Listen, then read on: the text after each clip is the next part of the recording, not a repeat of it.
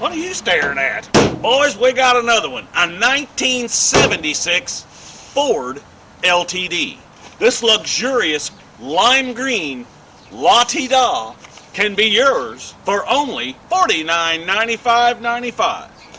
Now, one thing it's got that I think is really cool is this factory clear air cleaner that says Ford on it. You say you don't know where Rick's Rusty Rex is? Well, I'll tell you.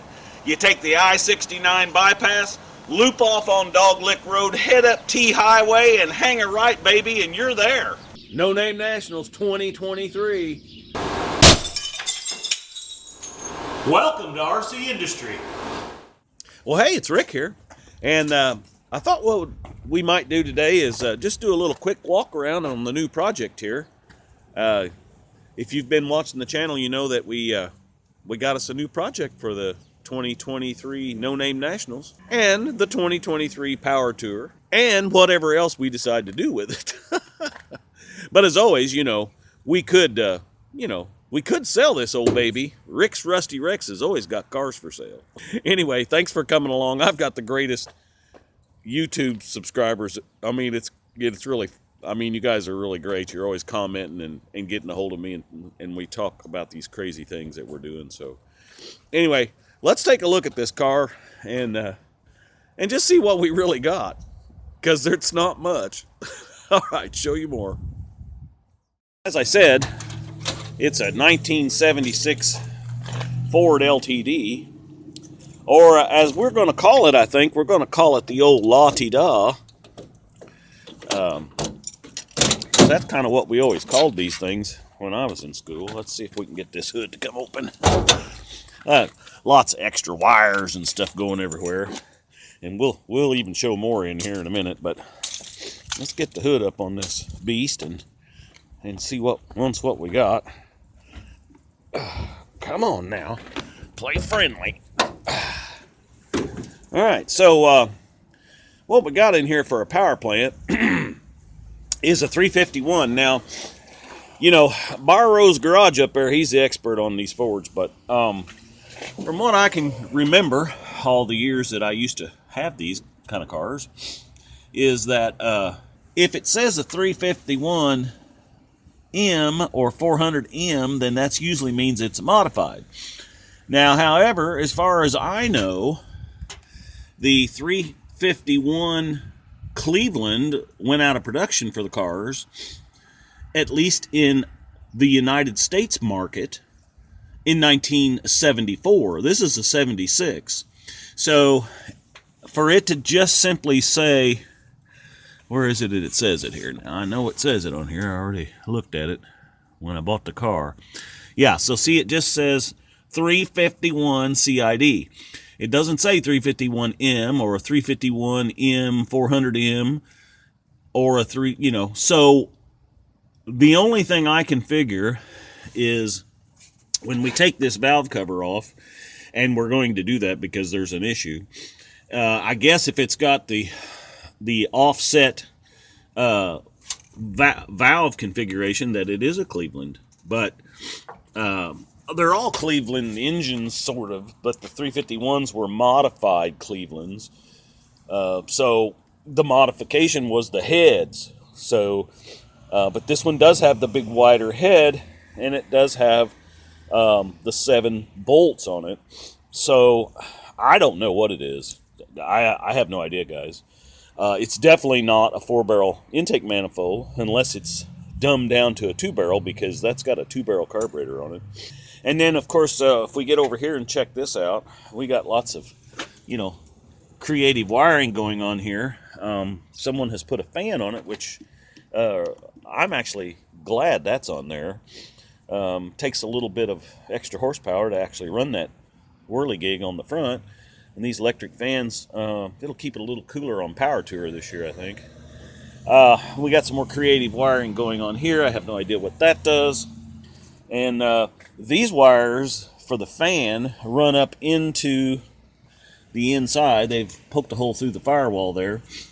And you have to actually touch those two together. We'll look at that when we get in there to make that fan come on. So I've got the battery unhooked, and I'm going to pull the battery out today and let it start charging.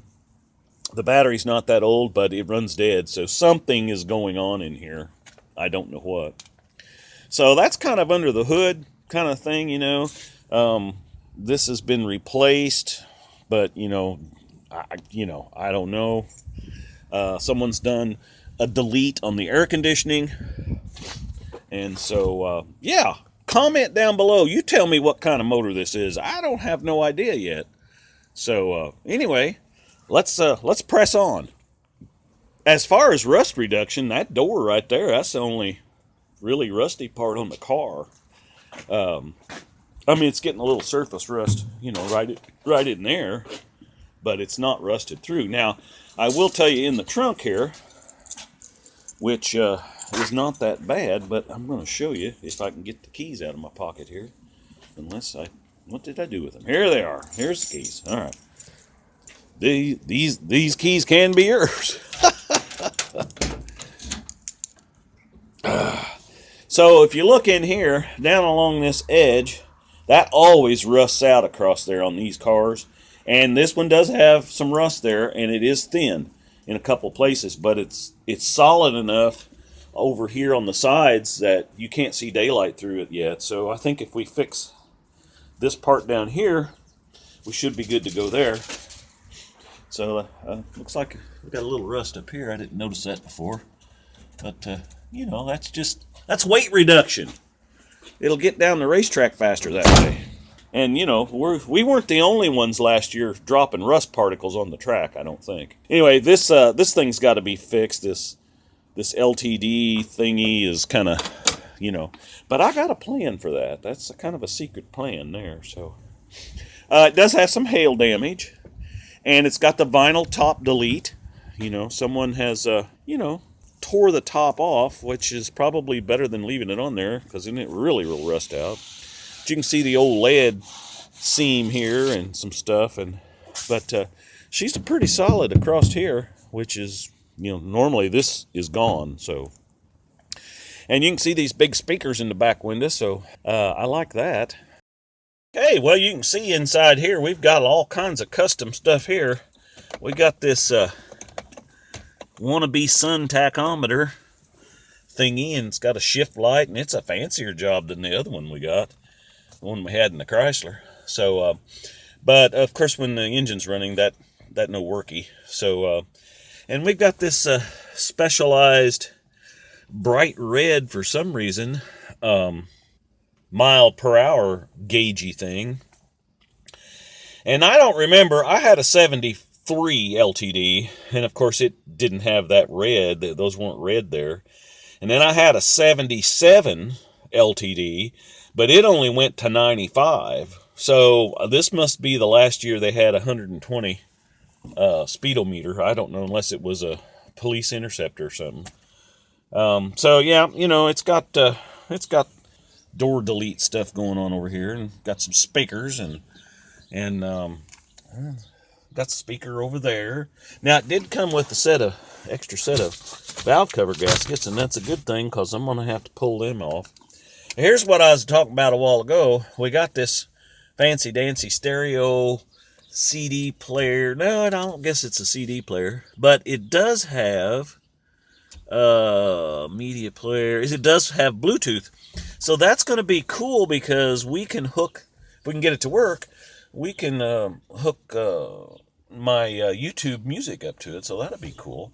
But, here's all this wiring, and these two things here's what you got to touch together to get the fan to run, and I got to tell you that nothing in this car works. Seen some better days here, so we'll just kind of leave that for now. But yeah, as I said, nothing in this car electrically works. Oh, I didn't realize the dash was cracked here. But, hey, we know how to fix dash pads, remember, on the old War Wagon. We fixed that, so. But all in all, I mean, it's not in real bad shape in here. Now, one thing it's got that I think is really cool is this factory clear air cleaner that says Ford on it. The base is over there. I can get you up there where you can see it. And of course, then this part here. But that's for a 4-barrel. Now, it could be that it'll fit on there. I haven't tried, but anyway, I just think it's kind of cool. You know, that came with the car. That's cool, man. So, and we got some, you know, non-factory cop tires here that are bald, so that's perfect for burnouts. And I'm sure that it will at least peel one wheel. I mean, you know, I don't know why it wouldn't. Okay, guys, well, thanks for coming along. It's just a short little video today, but you can see we got our work cut out for us. And like I said, we got that miss in the engine back here, so we're going to have to take the valve cover off. I suspect the guy that I bought it from said he or they or whoever, they flushed the engine out with some diesel fuel, which I've done that before too, if it's real, you know, dirty on the inside and whatnot. And when they did that, after that, they realized that it had a clanking noise going on. Well, what I suspect is because it's got fresh oil and everything in it now, and it's got oil pressure. But I suspect that they may have revved it up a little bit with that diesel fuel in there, and that old rocker arm up there on number 5, I think, could have fell off, or something got stuck, and maybe a bent push rod. I don't know, something's going on. Maybe they over torqued it and raised the stud up. I don't know. Something's going on that number 5. Because I don't know if I told you that, but it is loping. It's missing. It does not fire on number 5 at all. We tested that, and she no worky on 5. So, but you know, it is what it is. We'll figure something out. If we have to put a 20 horse Briggs and Stratton in it, we're going to drive it. So we'll just see, you know, once what happens. Listen, thanks for coming along today. Thanks for sharing.